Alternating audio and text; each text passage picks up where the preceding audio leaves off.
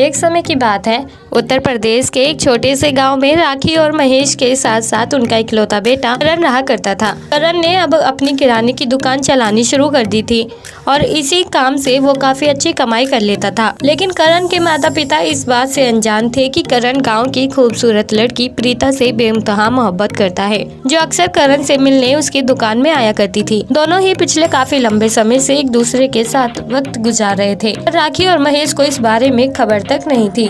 तभी एक दिन उनके घर करण के लिए माहिरा नाम की लड़की का रिश्ता आता है, जो अपनी करीना बुआ के साथ रहा करती थी। राखी और महेश को प्रीता के बारे में कुछ पता नहीं था, इसलिए वो माहिरा से अपने बेटे का रिश्ता तय कर देते हैं। और जब करण को पता चलता है कि उसके माता पिता ने उसके लिए माहिरा नाम की लड़की को चुना है, वो बेहद ही ज्यादा परेशान रहने लगता है।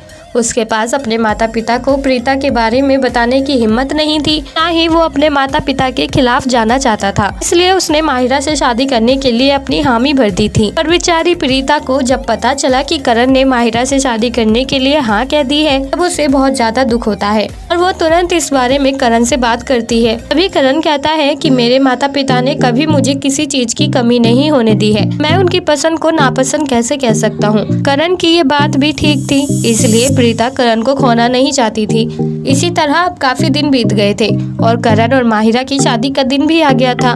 मंडप तैयार था और अब मंडप में दुल्हन को बुलाने की तैयारियां की जा रही थी। अभी वहाँ एक ही साथ दो दुल्हन आ जाती हैं। दोनों ही घूंघट में थीं, पर जब दोनों मंडप में पहुंची तब दोनों ने अपना घूंघट ऊपर किया, जिनमें से एक माहिरा थी और दूसरी प्रीता। दोनों ही करण को हासिल करना चाहती थी, इसलिए दोनों ने करण को पकड़ा और बिना शादी के ही कहने लगी, मेरा पति मेरा पति। करण को समझ नहीं आ रहा था कि उसकी जिंदगी में चल क्या रहा है। ना तो वो प्रीता को खोना चाहता था और ना ही वो माहिरा से शादी करने से इनकार कर सकता था।